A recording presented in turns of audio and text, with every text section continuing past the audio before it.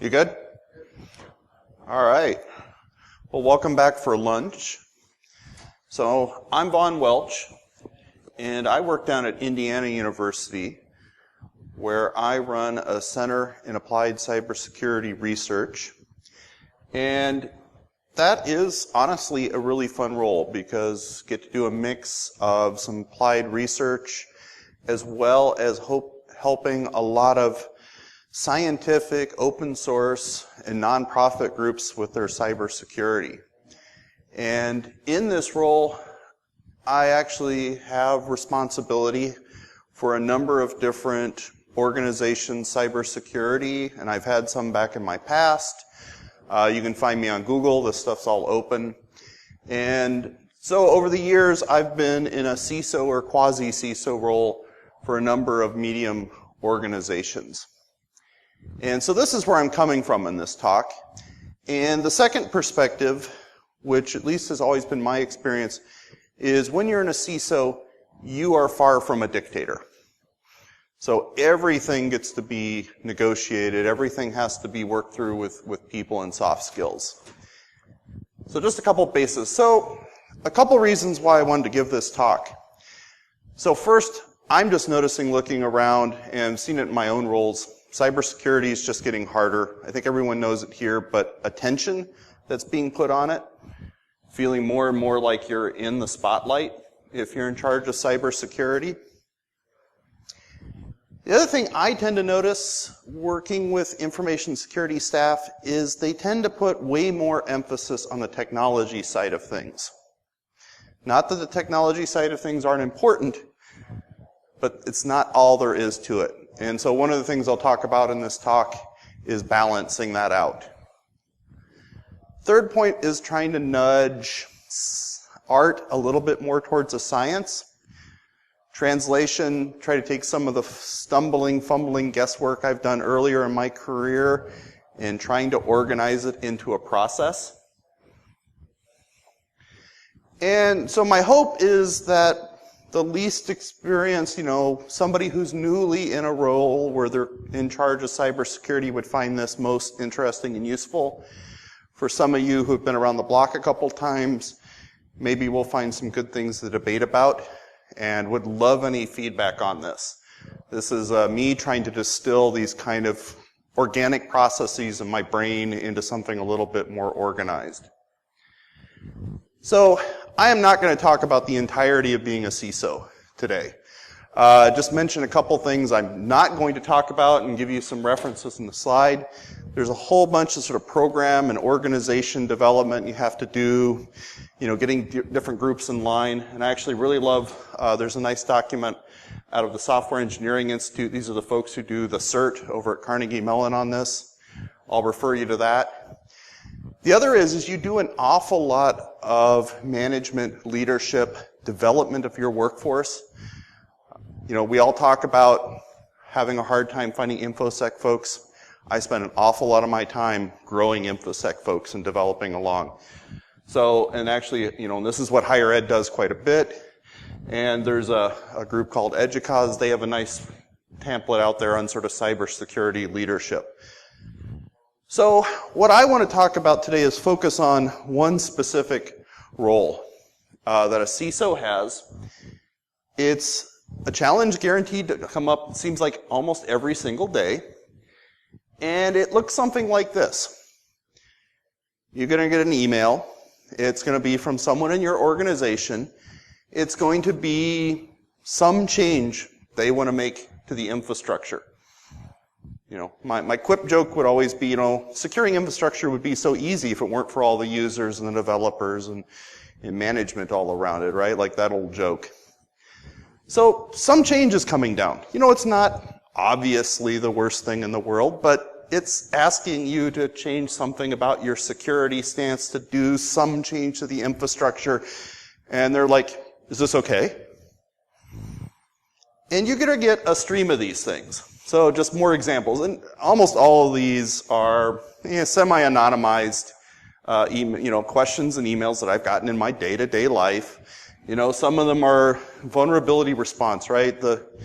the website's vulnerable, but it's going to take a reboot and it's going to be down for 10 minutes and we're going to hate having to interrupt all our users. Why we do that? Can it wait till tonight? You know, you're answering questions like that, et cetera, et cetera, et cetera, and it's enough to slowly give you an ulcer over time, trying to figure out and worry about how to answer all these individual questions. So how do you go about this stream of small questions? It's sort of death by 1,000 cuts. So the first thing I want to mention is be extremely thankful you're being asked. If you're actually getting asked these questions, you're doing something very, very, very right. Consider the alternatives, and I've run into these situations too. DevOps just deployed the new version and your firewall is breaking it. It's always phrased that way too, by the way. And oops, now you've got a live fire on your hand burning down your actual front-end website. Or even worse, the new server's been compromised. What new server? I've been here too. You know, you're finding out, you're doing asset inventory as part of incident response. This is no fun. This is why it's good to be asked before these things happen. So this is an image that's been around for a while, and it's usually a joke about, you know, cybersecurity implementations. But slightly different take on it. You want to avoid, as CISO, being that gate in the middle of the image.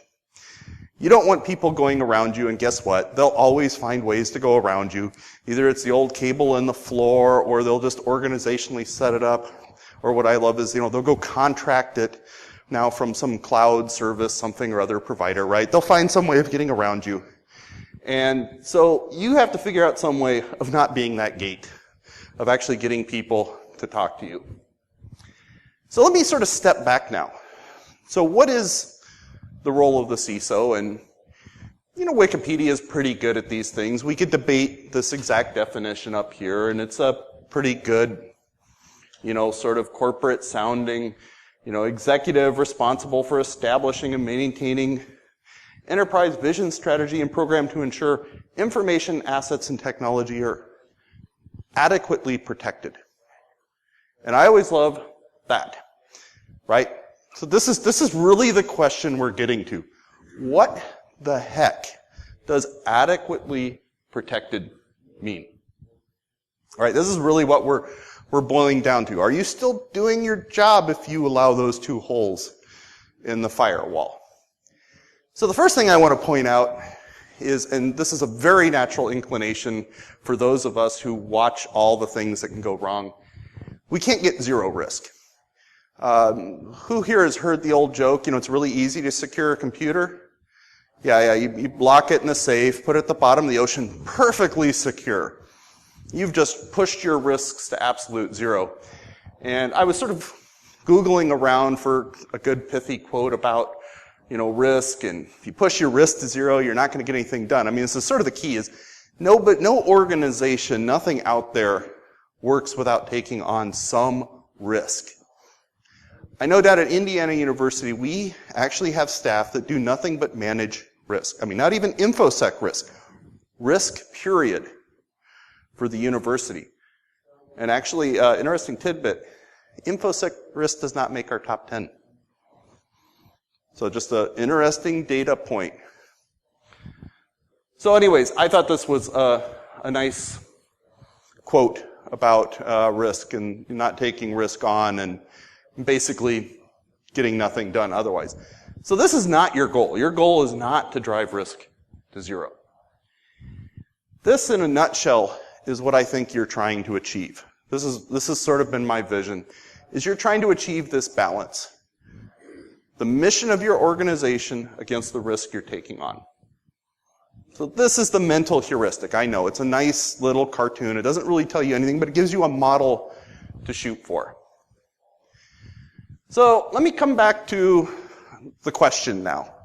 So given a little bit of context here on what that goal is, approach this question and dissect. So we've determined no leads to the box at the ocean and leads to people just sort of driving around you. So that's obviously not the right answer.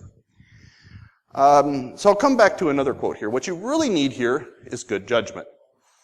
And you get good judgment from experience, which you get from bad judgment, right? So this is the probably 10 years of my career here in a nutshell, is making mistakes and answering those questions over and over again, trying the no, no, no route, then saying yes at the wrong times, or not considering the right factors. And so what I'm trying to do with this talk is I'm going to try to distill some, I'm not claiming it's good judgment yet, but let's call it better than bad judgment. And just get out here a little bit of some heuristics into how to go about this. So in thinking about how I answered this, I found myself organizing my thinking into what I'm going to call sort of 5 perspectives. And they're the 5 that I have up here on the screen. Some of these, you'll probably recognize most of these terms.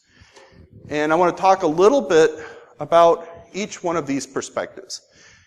And the idea is I'm trying to think of this as my framework now. Whenever one of those questions hits, I walk through these 5 things to help me get the balance. And a key thing, if we go back to the model here, it seems a little bit lopsided, but I'm realizing 4 of these things really sort of create or help me instantiate the risk. And then the 5th is really what weighs against it and drives the benefit side of the risk mission heuristic. So let me start with that one, because this is actually my advice, is before you start worrying about the risk that this question creates, because that's our natural inclination as InfoSec people, is, probably most of you, as you read that question up here, you're already looking at, you're connecting to a main database, you're opening firewall ports, the risks are just sort of adding up in your mind just naturally. So my advice is always stop. And you need to figure out here what's driving this question. How does it relate to your organization's mission? And 2 key reasons for doing this. One is a longer-term cultural thing, and this is just something you need to understand. What is your organization's actual risk tolerance around this? And so just a couple examples of this that I've seen is, think about if you're in a startup. The startup's big risk is being beat to market or running out of venture capital. Really, if you go in and try to introduce a NIST-style risk management framework in a startup, you're done. That conversation's not even going to happen. The other is, take something like Indiana University, Fortune 100, something. Huge reputational investment. Trust is a big deal. They have PR departments to develop trust, much less InfoSec departments. Incredibly low risk tolerance. So you have to understand where your organization is on this scale. And it will evolve over time. So you have to keep your finger on that pulse. So this is just sort of a background you need to understand from your organization's leadership and management. Then you come back to the change specifically. How does this change fit into your business process? This is where, I don't know if any of you were in here for Wolfgang and Stephanie or Josh's talks this morning, but this nails that on the head, right? Listen at this point. Ask them, why are you doing this? What are you hoping to accomplish? And this is going to tell you a couple things. What's the benefit? What is it you're hoping to get? Is this a new product line that's going to bring in millions, or translate that to a higher ed if you're going to bring in thousands of new students, or some huge new revenue stream? Then whoa, you've got a lot of benefit here that can be brought in to counterbalance this risk. On the other hand, hopefully you don't find this very often, but you may just find it's some other team that's kind of screwing around and they want a new, ticket server to replace their old one because they don't like the GUI. Well, okay, guess what? You're now in a very different conversation. The other thing you're going to find as you listen is you really will start understanding all the subtle nuances. The technical change that's in the question, the firewall holes, the new server, the data, that doesn't really tell you the business level, what's going on here. And you may find out other things. This may be tied to some huge strategic push that the accounting department has to get the finances fixed, right? I mean, there are these ties to the business level that you really need to understand about the question and really boil this up to what is that benefit. So this is this is why I start with this. Figure out what's on the benefit side of that set of scales in terms. And then think about the risks to see if they appropriately balance it out. So shifting over to the risk side now, and the first of the 4 areas, situational awareness. I suspect a number of you or InfoSec can teach me some about how to do good situational awareness. But the thing that I tend to emphasize in this is, there's what's going on today, but try to look, you don't want to get all strategic in 5 to 10 years down the road. I don't think anyone in IT is that good. But what's this going to mean in 6 months? So for example, right now, just as a lens, I'm thinking of a lot of things through the lens of ransomware. Right? What are the changes that ransomware is going to bring in? Suddenly data that 3 years ago was worthless because no one could monetize it, guess what? They figured out how to monetize it. It's worth something to you, otherwise you probably wouldn't have it. So now a lot of new data sets I'm asking, key thing is gosh, what would happen to us if this data gets withheld from us? How valuable is this data? So, look a little bit down the road and think about this. What trends and attacks are you seeing that you interpolate out 6 months, a year, 2 years from now would really attack this? So this is just think about a little bit future and what's going on here. Compliance and legal, this often tends to be fairly straightforward. The nice thing about this particular perspective, the second of the 4, it tends to be relatively cut and dry, though I have seen HIPAA experts debate about HIPAA compliance and what it actually means in business associates, and et cetera, et cetera. You can get into it. But for the most part, this tends to be good. And the main thing here is develop friends with your legal counsel or your GC's office on this, because you're going to need them. You're going to want to understand, and this will be a great thing as you understand the business process. Otherwise, a terabyte of data looks like a terabyte of data. But figuring out if it's a terabyte of PHI or a terabyte of, sales records or whatever, right? This is where you need to understand what's going on so you can figure out, and a key one in here that don't often think about in terms of legal things is we live in a case right now where every state has their own data breach notification requirements. And depending upon your organization, you may be under different states, or you may just decide to do what California does because it tends to be the strictest, right? But understanding this particular thing is another good place. So understanding the risk that it brings about because of the particular data that's involved is one of those 4 lenses. Understanding where that data is going to live, very key. So implementation. And what I mean by this, so this is honestly one of the places in the CISO job where you still get to be that sort of technical leader. And my advice is always have a good security architecture. Understand, and some basic rules that, and I'll talk a little bit more about that on the next slide. But the key thing is with the security architecture, and this is where it can hang some people up, is, you get a vision in your mind of what the security is going to look like for your organization. Don't get too married to it. It's never going to be pristine and perfect, but it gives you an end state in mind. You're going to have lots of exceptions, and actually handling all those exceptions are the fun part. But sort of what do I mean by it? Think about in your organization, who and what do you trust, and to do what? Right? To what extent are your developers trusted in terms of accessing your operational? To what extent do you trust, third parties that may be working on your relationship? Have that trust model down. Understand what your system administrators are trusted to do, not do. If you're really big, you start getting into separation of duty and whatnot on that front. Where should your data be and not be?